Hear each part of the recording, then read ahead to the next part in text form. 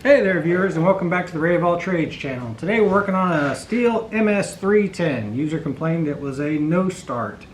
Missing the bar and chain, but all in all not a bad looking saw. So let's walk through the process of troubleshooting and diagnosing and seeing what we need to do to fix it. Here's the Stihl MS310. It's not a bad looking saw. Probably one of the newer models. I don't remember the 310 having the decompression valve. On one of the older ones that I had. Looking at it, the cylinder inside there looks pretty new. The very first thing I usually do whenever I grab a saw is see if the saw will hold its own weight pulling up on the pull start. And while it feels like it has decent compression, it won't hold its own weight. When that usually occurs, the first thing I do is pull off the muffler and take a look and see if the cylinder is scored. That may end up stopping us right in our tracks having to order some parts, but we'll give it a try. We'll start off by removing the muffler. 8mm bolts. Look at the threads and always make sure that they're not all boogered up. And you want to take them off gently. It was definitely cross-threaded right there on the very end. Muffler cover, and then the spark arrestor screen that's inside there. Hope I can get a good visual of this, but it's that definitely needs to be cleaned out. Let's see if I can get that to focus. Anyway, what I'm looking at, most of the holes have a lot of carbon buildup. So I'll show you how to clean these up. Ideally, what I do is normally mount them in a vise or something like that I can get flame to it. And you just heat it up with a torch and all of that black will burn off. It'll clean it up pretty nice. A lot of people are tempted to pull that out and get rid of it. Ideally, it's holding back sparks that are being generated inside that motor. And until you run a saw at nighttime, which I don't recommend, but until you run a saw or a piece of power equipment at night, you won't realize how many sparks actually fly out of those. And they're here so that they don't start forest fires, basically. People will be out cutting in dry wood, sparks fly out and ignite, and they don't even realize it until the next morning. So that's my Smokey the Bear story for the day. I'm going to pull off this muffler and take a peek inside. You can't always do this when you're searching for a used saw, but it's highly recommended. I'll do my best to demonstrate this. We're looking inside the cylinder, and you're looking at the piston itself, which is at the bottom where the screwdriver is touching. And then you have, on this saw, you happen to have two rings, one here, which appears to be free because it's not bound up. Get you guys in focus. There we go. And then here's another ring, and then there's the top of the piston. You take the pull cord and just move that piston. You're looking for any kind of serious scorching, scratching, anything significant. The only thing I'm really seeing, I see a few scratches, but what I really see is the quantity of fuel inside this thing is just crazy. It's super flooded. Gas pouring out everywhere. I'm gonna see if I can get a shot of the back side of the cylinder. And the back side of it is extremely scored. I don't know if this is showing up on the camera, but the back side of it, I've got vertical lines going all through it. And I have a feeling when I get in there to take a look, we're going to be ordering a new motor for this thing, or a new top end anyhow.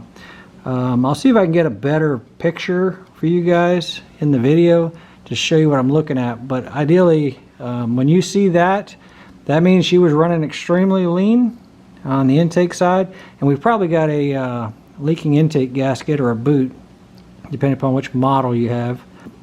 Exhaust side is the one that generally scores for most people, and you usually see that when you run straight gas. When you see just scoring on only the intake side of the cylinder wall itself, it's usually because it had an intake leak on it.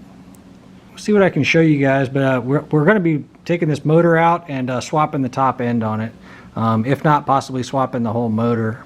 I'll see if the customer wants to go with an OEM or one of the Chinese ones. And yeah, so I spoke to the customer, and it looks like we're going to be doing a whole motor in this thing. So I want to see what the gasoline looks like, because obviously straight gas which I'm not suspecting, because like I said, I would have seen scoring all the way across it. But I want to accomplish a couple things. Number one, verify the gas that he's running through it. And number two, stop this giant gasoline leak. If you so choose, you can take the gas cap completely off. Generally, I just hold it out the way, put a funnel up, and then just turn the saw over and slowly drain it out. What I'm seeing is a really pretty blue fuel mixture. That's about right for a 50-to-1 mixture on a lot of saws and premix. And if we're on that topic, yeah, I always recommend the canned gas whenever possible. But it's not necessary if you're cutting a lot, and it gets kind of expensive if you're cutting a lot. So let me button this up, and I'm going to get the oil out of there. And again, we're just getting the products out of the saw, because knowing that we're going to be tearing it apart, I definitely don't want a mess on my hands if I can help it. So I'll pull the cap off, and you can drain them back out the same way you put them in.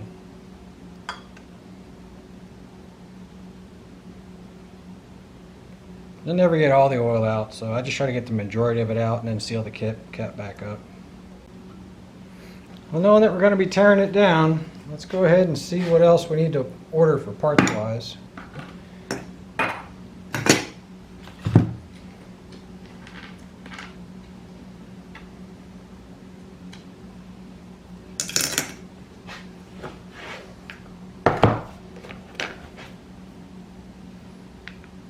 Cover's not in bad shape. Air filter's dirty.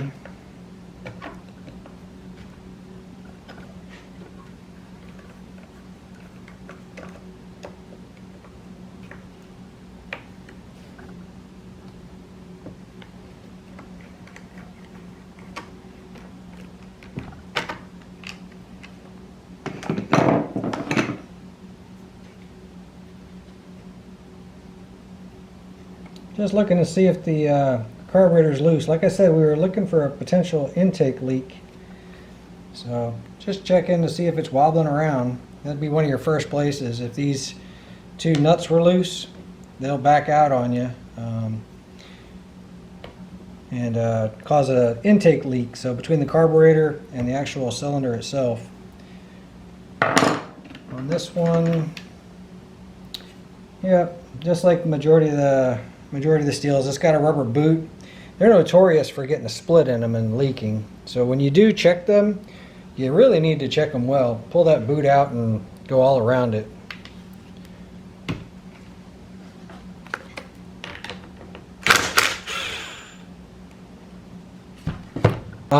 It just falls into a snap groove right there. So all I'm going to do is pop this up out of here, and then I can pull out this linkage. Squeeze the throttle a little bit so I can get to it.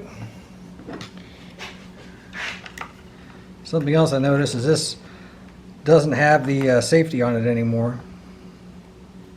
So we'll be trying to order one of them as well. So pull that linkage out of there. The carburetor should be free to pull out. I have to look at the fuel line connection, which there's the fuel line connection right here, plastic housing, and then there's the impulse line, and we'll talk about that in a little bit. There's the impulse line right here coming up into the carburetor. Both of those are sources for leaks. Anyway, the fuel supply comes up through this line right here. Your impulse line is right here, and it's actually connected to the bottom of the piston and cylinder, and it causes a pressure and vacuum as the piston moves up and down. Well, that pressure and vacuum causes a pressure and vacuum to travel all the way up here to this metering valve, and it acts like a fuel pump. So people will call it a metering valve, a pump, things like that, but it's a diaphragm that moves up and down, and it's what opens and closes the seat for most carburetors, like a float bowl. Basically, that jet is moving up and down every time that the piston moves up and down. So, and that's what's metering your quantity of fuel coming up into the carburetor. Out of, looks like it's coming out of the jet, should be right down there. So let's continue getting this apart. Just Gently pull evenly on the carburetor. Trying to take out this rubber boot at the same time. That keeps all the dirt and debris from coming in here and just basically getting into the saw. So it keeps it clean. And then this would be your vent for the fuel tank to allow air in. As fuel leaves, it has to be replaced by air, and it comes in that vent hole right there. Carburetor out the way. Yep, she's got a ton of fuel just pouring out of it. The carburetor, we're either going to rebuild it or we're going to replace it. That carburetor is actually really inexpensive. I want to say in the neighborhood of about 15 bucks for an aftermarket version. It is actually a Walbro, so very likely this is the original carburetor, and it still has the metering plugs to prevent you from opening it up too wide. It's the emissions control plugs basically. It controls your lean and rich running conditions. It's very possible that the carburetor is actually in decent shape, but there's some reason why this thing is just sucking fuel through everywhere.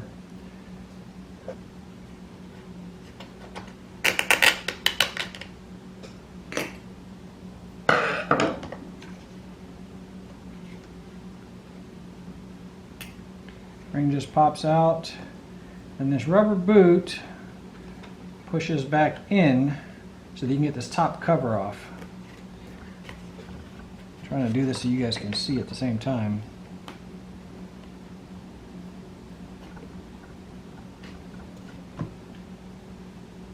And I either see a split in it already or I see trash in it.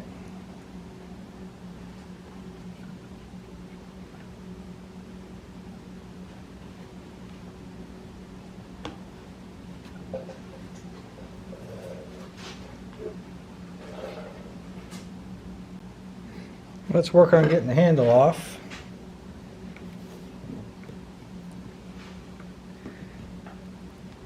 This plug holds in your buffer tube, basically your anti-vibration stuff. You've got about 3 of them on most saws. It's what separates the vibration of the cutting from your hand. So feeling that all day long. So T27 Torx screws.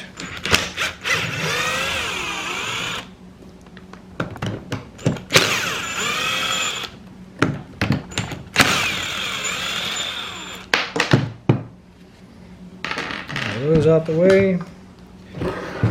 We've got a buffer tube down here on the bottom.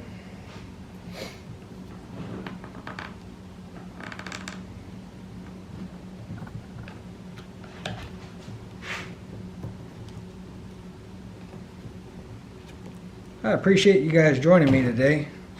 If you get something out of this video, I would really appreciate a thumbs up. It definitely helps the channel.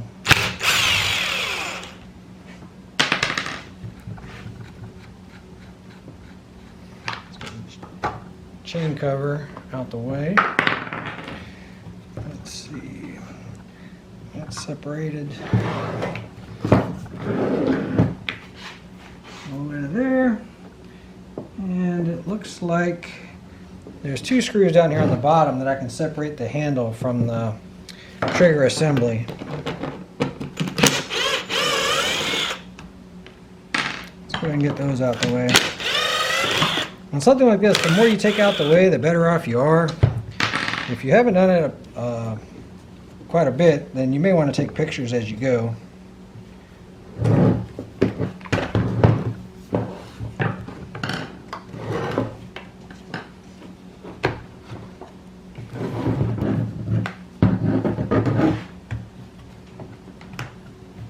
Handle assembly is loose.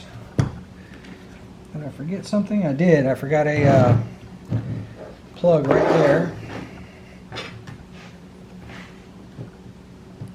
Just like the other buffer tubes, it's a little plastic plug that gives pressure to those buffer tubes.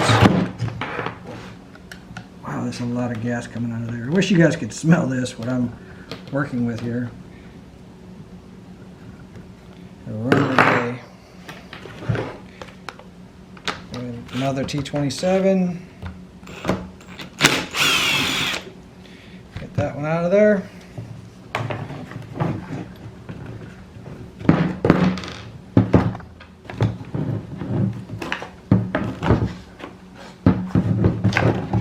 Get the handle out the way. Did you guys feel that? Bumped you. And one more plug up here at the top.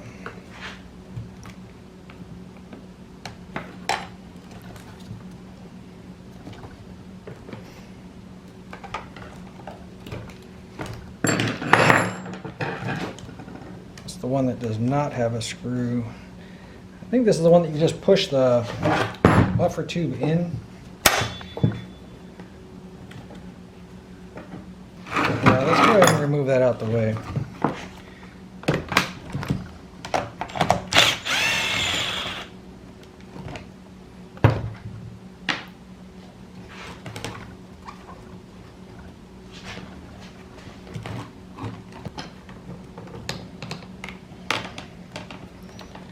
There we go. Finally got it snuck out of there.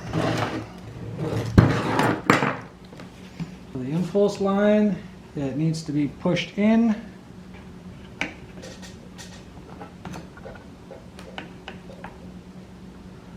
Just work your way around and try to get that shoulder off of it, and then you'll see it when it comes free.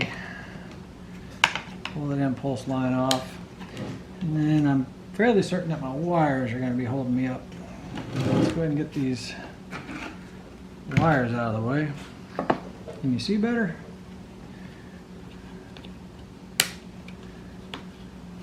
So my hands got in the way. Pull off your ground wire.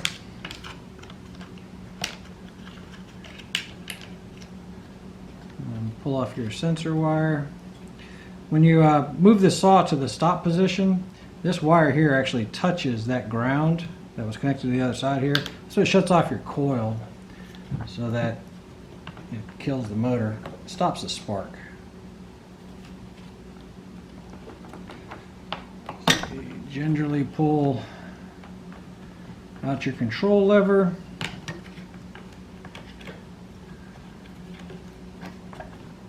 And I'm disconnecting the wire there. Hopefully you guys saw that.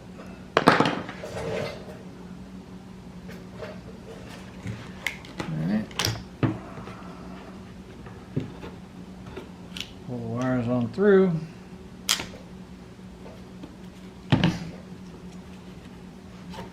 I'm going to disconnect my breather. Get that out the way. Okay. Would like to see what this spark plug looks like. Since we got to do it anyway. Man, that was put on tight. They don't have to be that tight, guys.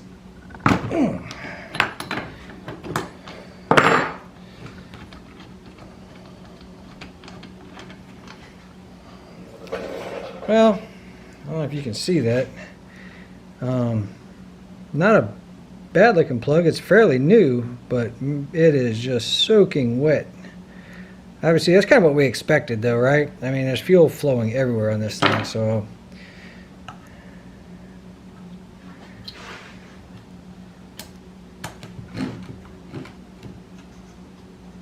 Got a decompression valve. We can get the starter assembly off.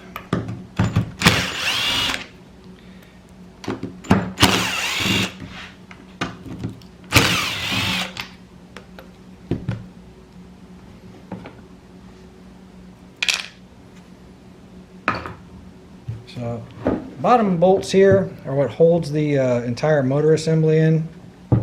You're not going to be able to pull it out though until you get the flywheel and the drive sprocket and clutch off of there. So once we get those out of there, then we should be able to pull the entire motor out. Still working on getting the top of the assembly off.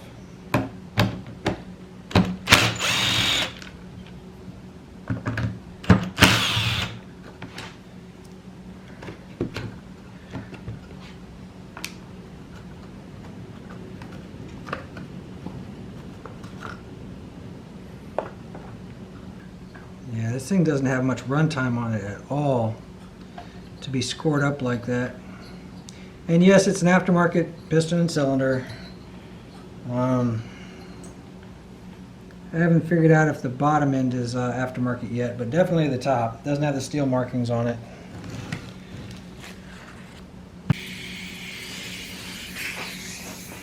So I mentioned in one of my previous videos, the flywheel side comes off normal, righty tighty lefty loosey, right? So we're going to go counterclockwise to remove this screw. With a low power impact like that, you can safely pull it off without any issue. One of the things I'm checking while I'm in here, and I'm not sure if you can see that, that is the flywheel, making sure that the keyway hasn't stripped. So, because if this wasn't in line, it would have definitely been off time, and that would have kept it from firing as well. So that, like normal sequence of events, had the piston and cylinder not been scored, I would have checked at that point for spark. And if we had spark and it seemed to be in time, basically in time meaning when I pulled off the spark plug and I saw that it was sparking, I would check to see, because you can look in there, you can see that the cylinder is all the way at the top. If it's all the way at the top, this magnet right here should be pretty close to that coil. It's actually just a little bit beyond, so that it has advanced in its timing, and that just makes it run quicker, faster acceleration. So if that's all in line, then I feel pretty good about the timing, and then I would have a pretty good indication on spark. I would check my fuel capacity, verify that fuel was good coming out of it, and if all of that was in line and it still wouldn't fire, you could put a little bit of 2-cycle fuel mix into the carburetor and see if you can get it to fire, and try to figure out if it's a fuel issue or something along those lines. But the reason why I skipped all those steps is because I saw that the piston and cylinder were scored. If this was a used saw that somebody was considering buying, I would immediately walk away from it at that point. So getting the flywheel off of here, I have the best luck by just sticking a wedge behind it. If there's any kind of serious pressure on getting it off of here, you want to use a puller. But I just put a little bit of outwards pressure on it, trying not to get in the way of any kind of fins, because they're very brittle. This is made out of aluminum. Small hammer. Give it a little bit of pressure outwards, and then as long as you hit it square right on the crank, a lot of times it'll pop loose.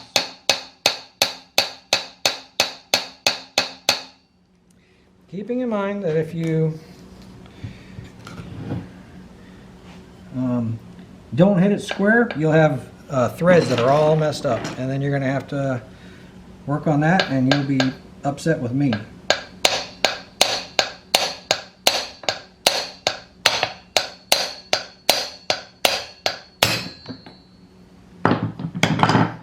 So I'm not sure how loud that was on camera. I wasn't hitting it very hard. But anyway, the keyway inside the flywheel is in pretty good shape. Making sure that it's not sheared off, because that's the only thing that keeps this thing in time. So that's out of there. We are going to have to pull off this screw to get these wires loose. Again, our ultimate goal is to pull this engine, right? It appears that this is, I'm looking at the color of the bottom end compared to the top end, because I can tell it's off as far as coloring from OEM to not. I'm leaning towards this as probably an entire Chinese motor assembly. So we're probably going to change the exact same thing. If this was an OEM bottom end, and I'm pulling a lot of gasket off of here, it's possible somebody kept the original OEM bottom end. If this is an OEM crankshaft, you kind of want to keep it. The OEM crankshaft and bottom end, the bearings and everything, were decent quality. So if you can avoid, sorry for the interruption, friends. Wife came home and said it smelled like gas terribly in this garage. I have to agree with her. Time to let it air out a little bit. So we're going to pull off the sprocket and clutch assembly. So there's a E-clip on here. Put your hand down there so it doesn't go springing out of the way, but you stick a small screwdriver in there. I'm using my thumbnail to hold one side while I pry the other side. When I pull these off, I try to take the rim sprocket and that washer and the E-clip off all in one piece so that you remember exactly how they go back on. But anyway, that's the orientation of them. You can see that.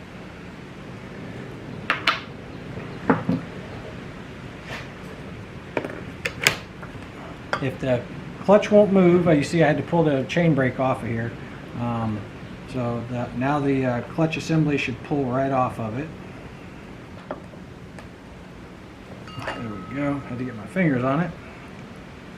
Check the inside of the clutch assembly, and if it looks like that, all that trash inside there, it's usually not a great sign. So, because it's got oil and dirt and debris, and that's usually not the clutch worn out. That usually is that the seal, the crank seal on the inside was probably leaking, so causing oil and whatnot to get out of there. So check the condition of the bearing, clutch drum bearing. This one here is actually in pretty rough shape. Not liking all of the components being worn out like this with very little runtime on the saw. I'm thinking that maybe a lot of these items weren't changed when it was first done. This side of the saw, it comes off counter rotation, so basically we're going to go clockwise to remove this clutch off of here. The way this clutch works, you see these three springs. The rotation of the engine as it's spinning causes these three shoes, three on this one, two on a lot of others, causes these shoes to push out, and that's what grabs the clutch assembly, the clutch drum assembly, and that's what spins your chain. Centrifugal force is what pushes those out to make it grab. When the motor slows down enough, these springs will overtake and they'll pull them back in, and it'll stop rotating this assembly right here.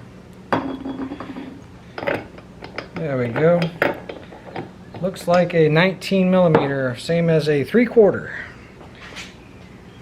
Let's make sure that the socket or the impact is in the forward position or the go-go position, and give it a quick blasts. So the compression alone is going to keep the resistance to allow you to pull this off of here. The blasts, the short blasts of the gun until it pops loose, is the quick hitting motion that you would look at for hitting like with a hammer or whatnot. So that's where the impact shines for taking off a lot of these clutches.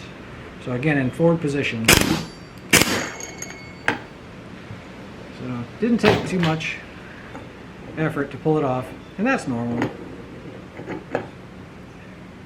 So when we go to install it, obviously this hex head faces out, or else you wouldn't have been able to tighten it up.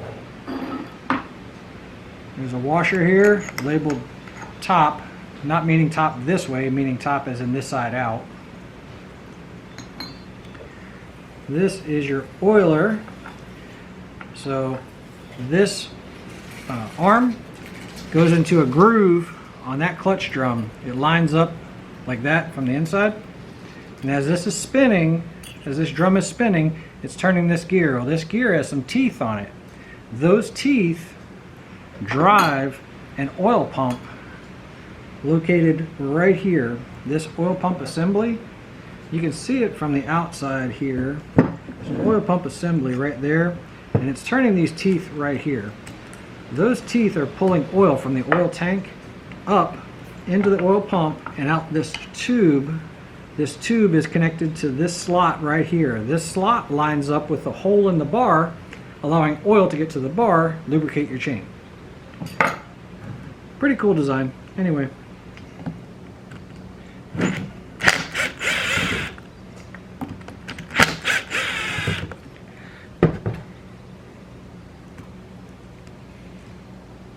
Go ahead and get those out of the way.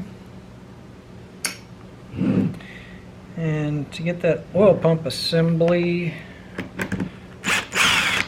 we are going to have to move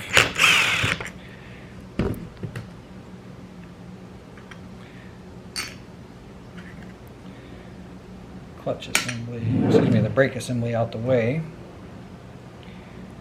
I'm trying to remember if this came apart as one piece. I believe it does. So let me put you guys in the screen here. So in the forward position, basically I locked the chain brake. It relaxes the spring enough that you can usually pull this off of here. Safety glasses are a must. There we go. Springs out the way. We can pull the band out of here. So one marking pin goes into this groove right here.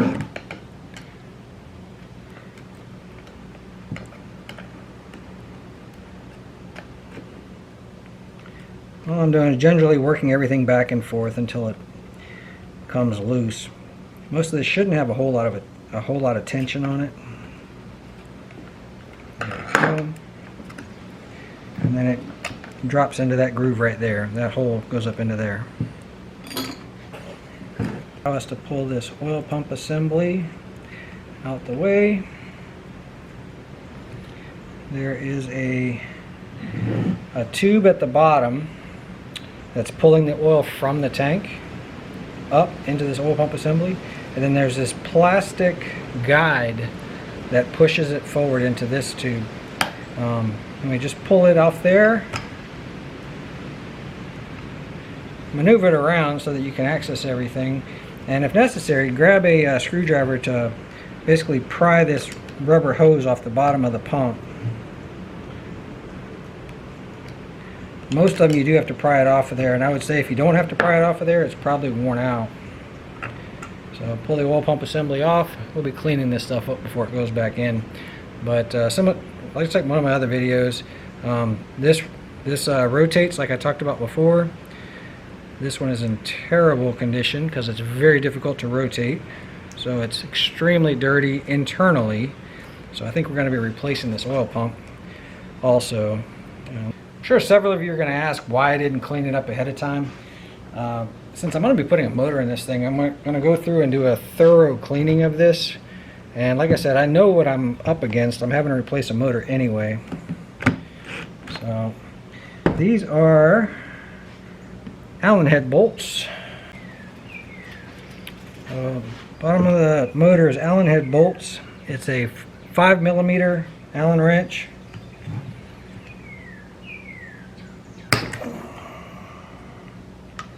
Go ahead and try to pop those loose.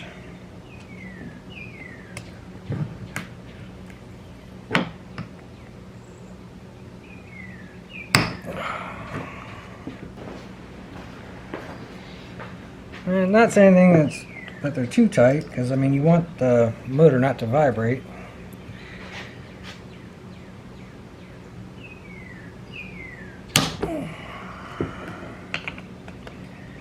I'm wondering if maybe they've got some Loctite on there.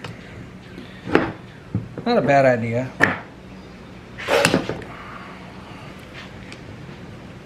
Did you guys feel that? I saw you shaking.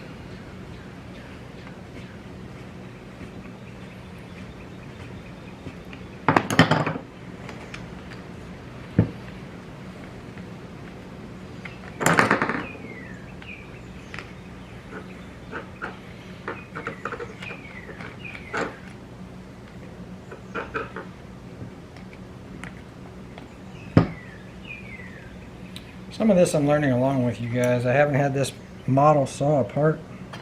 It's very similar to a bunch of other Stihls, so it's not hard to figure out.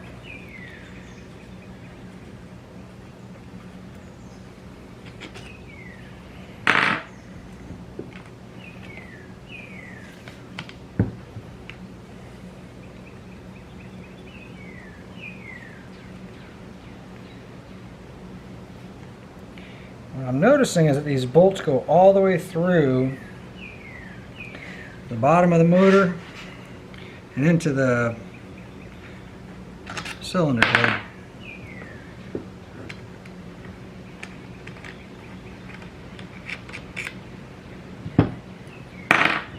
I'm kind of curious if it's going to make me take it apart while it's here, or can I change this motor as an assembly?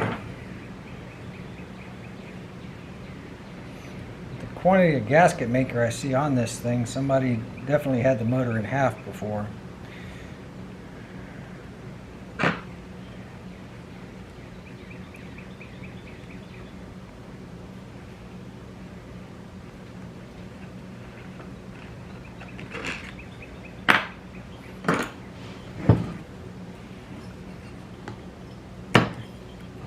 Yeah, it looks like the top half of the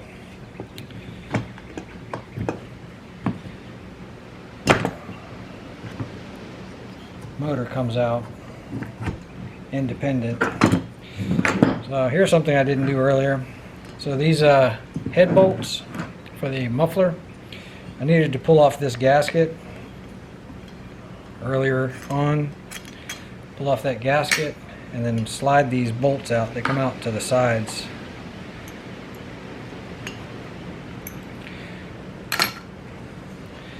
So let's pull the top half of this motor out.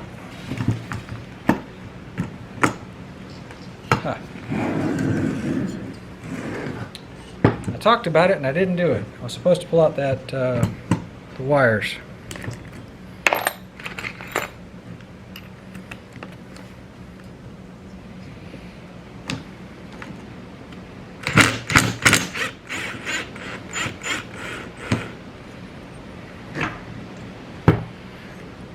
One of the things I like to do for stuff like this is once the screw is out, I put that screw back in loosely as a reminder that that's where the wires go. So let's slide this all the way out.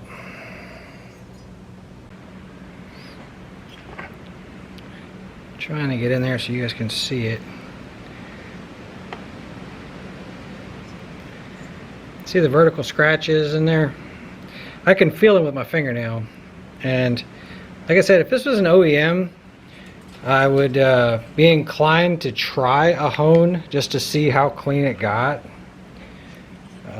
Being that it's an aftermarket, I'm really more leaning towards just replacing it. Do the same thing over again. So before you start ordering parts, this is that intake boot that I was talking about that you want to be extremely thorough in inspecting. So it develops cracks. The easiest way to tell, pull on it and see if you see any cracks. Wipe it down.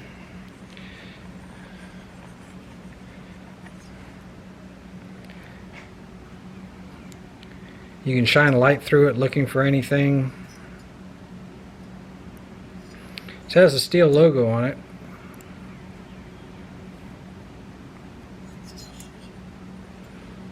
Clamp's intact, so I don't think we had a intake leak from there.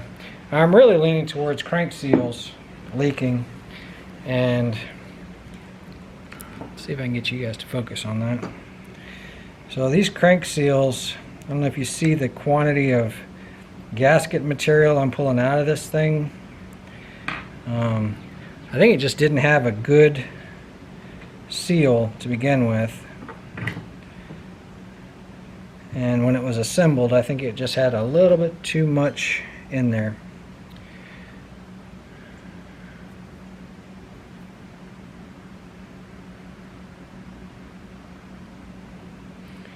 And there's my telltale sign.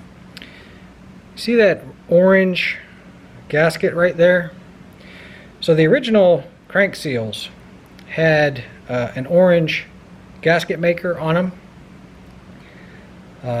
This tells me that this was the original crank seal. Somebody put a new top end on it and left the original OEM seals, which were great seals, but obviously to change the top end on this something occurred previously, and to reuse these seals, definitely not a wise decision. So the bottom end of the engine has to be sealed against any kind of air coming in. It changes the mixture, makes it run lean. A lean running saw runs hot and will cause scoring. And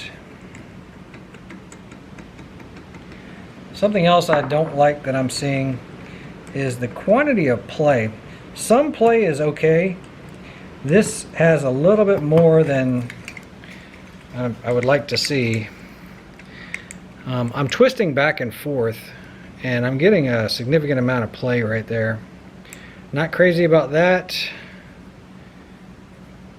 Looking for lines within the rings to see if anything scored on those, and I do see vertical lines there, which will keep it from sealing up properly. Have a little bit of vertical scratching on the piston itself, and I expected to see some, knowing that I had lines over there.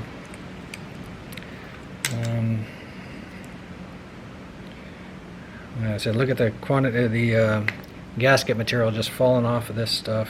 You do have to seal them, but that was way too much gasket sealer. And the bottom end, I believe, is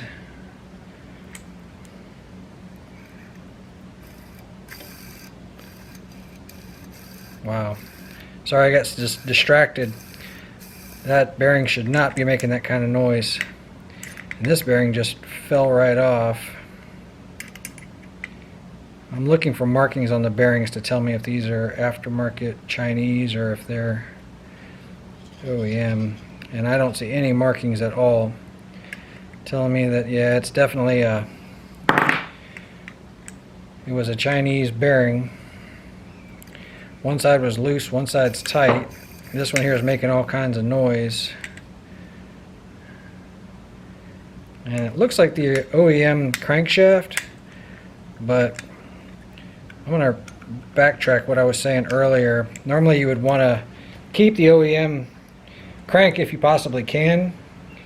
I'm not seeing any kind of steel markings on here to indicate it, and I want to say that they're normally on these counterbalances.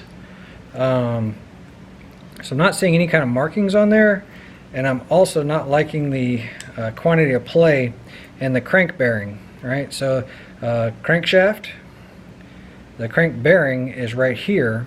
The wrist pin bearing is right there. So the wrist pin is that pin that goes through the piston itself. And you can see play back and forth. That's completely normal.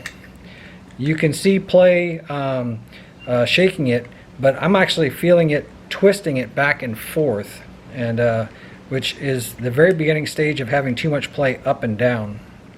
So I'm not crazy about what I'm seeing here. And yeah, we're going to go ahead and just get an entire engine for this thing. You probably, if you were in a pinch and you wanted to save some money, you very likely could clean everything up, replace the bearings, new seals, and go back to town with it. And it'll probably last you a while, especially if you're cutting on the weekends, which this this person is doing. But since I've gone this far, still pulling gasoline out of this thing. Since I've gone that far, I'm really leaning to just go ahead and put a new engine in this. He's opted to go with the Chinese route again, since he doesn't cut all that often. And I'm going to go ahead and order those pieces, and we'll install it. We may be doing it again, not in too distant future. There is something here that's pretty cool I wanted to show you guys. I was talking about the play on that bearing. Let's see if you can see that.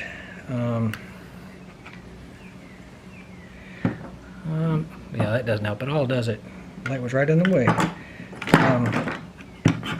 So the right here is extremely shiny, and I can feel a little bit of a groove there, and it's very evident that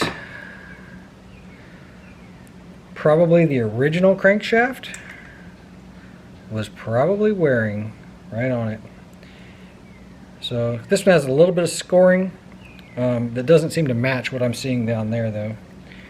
So we're going to go ahead and say that this is an aftermarket crank, probably the original bottom end, specifically with that number 4 stamped on the bottom there. I believe this is an original bottom end, and we're going to go ahead and just rebuild it.